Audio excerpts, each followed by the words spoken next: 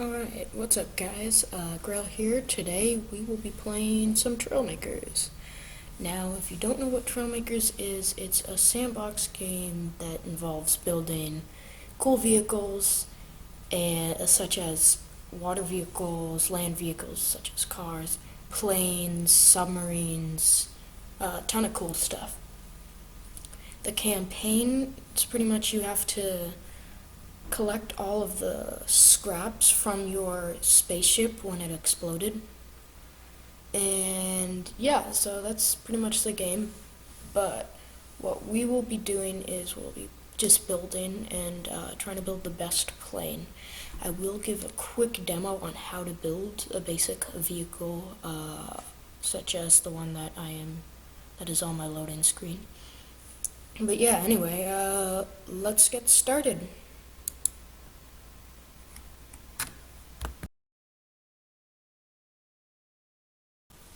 Alright guys, so as you can see, I'm in the TrailMakers map. Sorry if it's a little bit laggy. Uh, but yeah, I'll give you a quick little tour of just this area because the map is enormous. I haven't even explored the whole thing yet, and I've been playing for a couple months now. So yeah, this is just the main area. This is basic spawn point. And so yeah, let's get building. I'll show you how to. I'll do a quick demo, and I won't take too long because I want to get building, like actually building. So we to make a vehicle, you need a cockpit. So a seat, and so I'm using the aerodynamic flight cockpit. So as you can see, I have a bunch of downloads here. You download them from the Steam Workshop. These are not mine. These are other people's builds. So anyway, yeah, this is just a basic aerodynamic cockpit. We're going to make it rocket powered. So we will, oh, no, let me move that a little. I want it a little bit farther back. And so we're gonna add the dragon jet. We're going to probably put it, I guess, on the back. I'll figure out some way to do that. Oh, no, that's the wrong wheel. But as you can see, yeah, we can get in a bunch of different wheels. That's a monster truck wheel. I'm not going to do that just for sake of the weight of the vehicle because in-game physics are inexistent. Are existent, I mean. Sorry, my bad. So let me just get all four wheels on real quick. Alright guys, so now that I've got the engine, where the rocket will go, I'm going to bring the dragon jet back out. Yep. And put it right on top of that block that I just put in. You can also use your keys to move, so if I wanted to, I could use A or D. Right now I'm assigning the keys that the rocket will use. So right now I am using, I'm just going to use W key. And then I'm going to take a bunch of mini rockets for reverse. So normally rockets will be space. That's what key they'll always be. But you can coordinate them, assign a key to them. Oh, that's why you get your undo key. You can coordinate them using the settings button. That's what I just did. So now I'm gonna make these set at S. So they're the reverse engines. I'm glad that I brought this up. So I almost just forgot to put in the steering hinges. For land vehicles, oh, that's wrong, steering hinge. For land vehicles, steering hinges are everything. You really need them to do anything in the game, because eventually you'll use them. You might use them on wings. You might use them on a propeller if you have propeller turning or jet turning. So I just put an aerodynamic block there, but I don't want that to stay for long. So what I'm gonna do is I'm gonna take a smaller block. We're just gonna kind of mess around, see what block we like. Wait, I think there's this block that we could use. No, that's not it. Is it? No, that's not it. So what we can do is we can take that, and then, oh no, then we use our D key to move it to the right. Then we're going to take the smaller wedges over there, and we're gonna put them right there. Make a copy. That's the little copy button up in the one that I just clicked. It's like a page, but with a corner folded. It copies whatever block you've selected. Alright guys, so we've finished up the car, and as you can see, I put keybinds on these rockets, so that if I go there, it'll say that S, it makes it go backwards. Unfortunately, I did not bind all of them, so I'm just going to delete all of them really quickly, and then just copy and paste the ones that are already binded. So, boop, boop, and then move those over.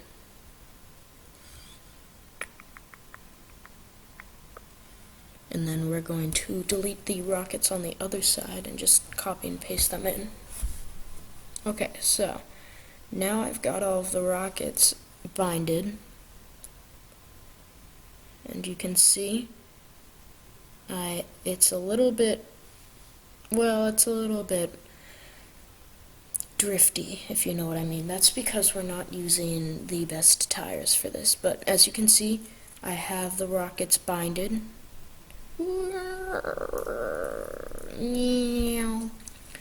So with only front wheel steering, I've noticed a very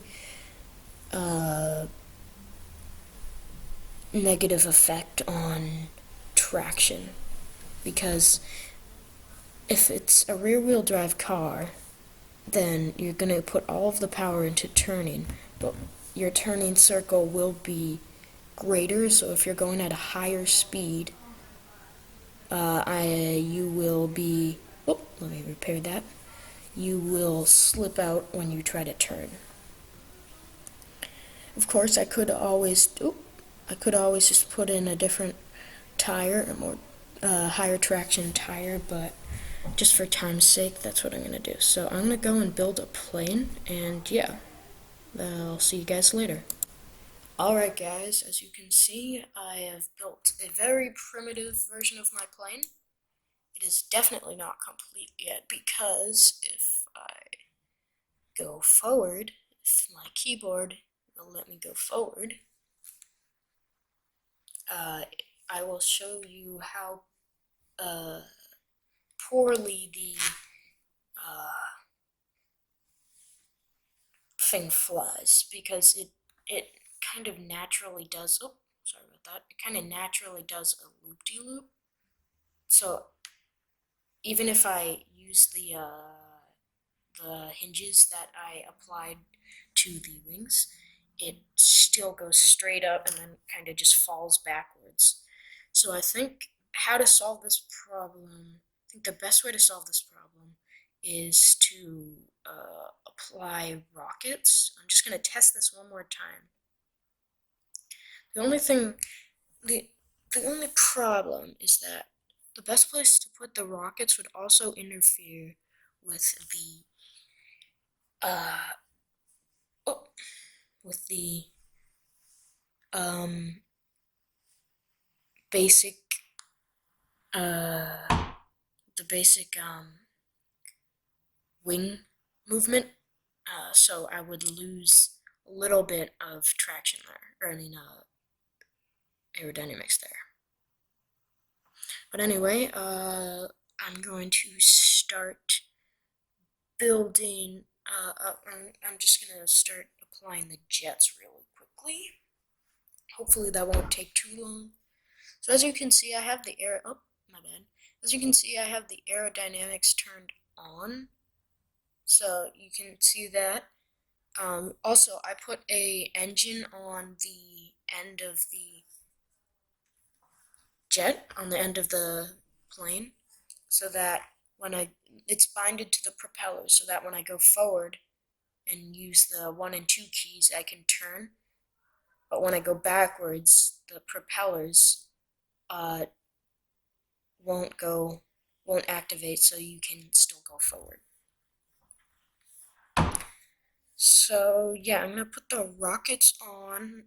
I'm just gonna take this for one last test flight to see if I can find a better strategy and if I don't have to apply rockets, because in the campaign you have a certain amount of power cells, and the power cells power things such as rockets. So I want to have as the lowest amount of power cells that I can, so I can build pretty much the same blueprint in campaign.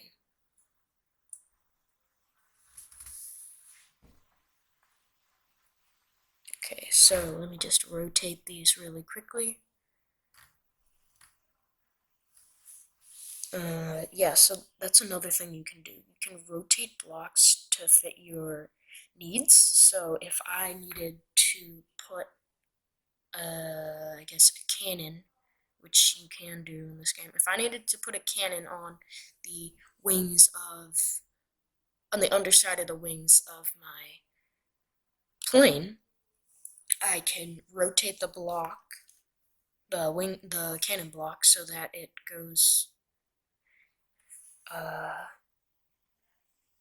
sorry, I made a copy by accident. So that it goes.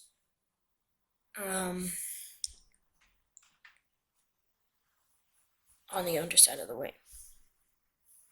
Okay, I'm just trying to see if I can fit another rocket in there. It doesn't look like it, and I also don't want it to be too front heavy because it already is very front heavy. The Dragon jets should combat the front heaviness. So as you can see, I've got the aerodynamics on, as I already said, but the rocket will create a higher aerodynamic force, so we'll be able to fly slightly better.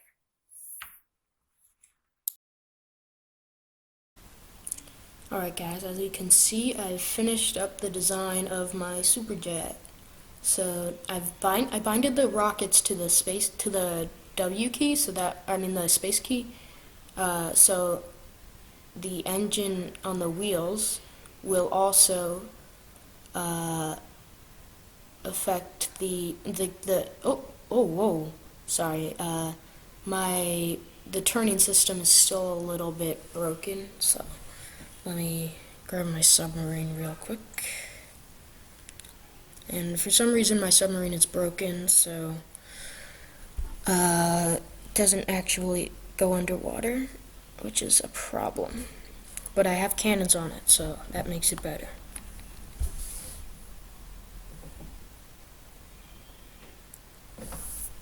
So let me just get back to land really quickly.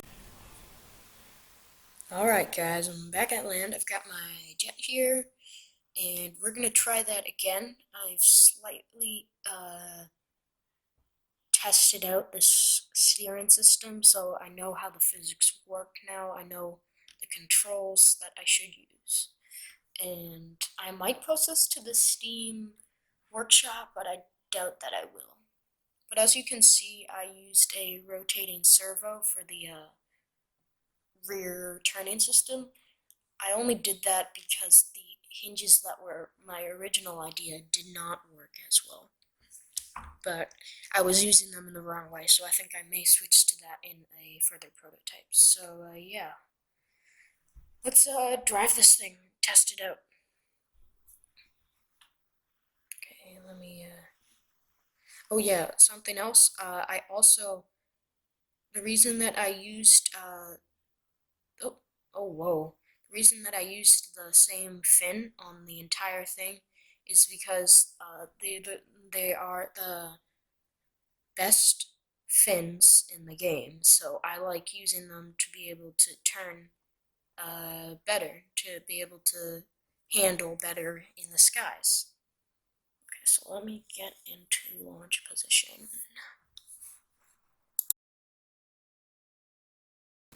Alright guys, so I have gotten to launch position. We're just gonna do a little takeoff here. Oh, whoa. Sorry about that, folks. That miserably failed. And again, I don't need, this thing needs a little bit of a run up, so I don't necessarily need a ramp. I just like using it because it's easy to use.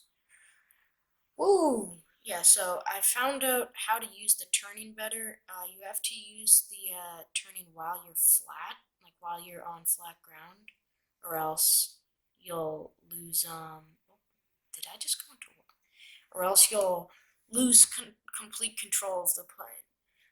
But anyways, guys, thanks for watching. Make sure to hit the like button. Subscribe if you haven't already. This is Grill.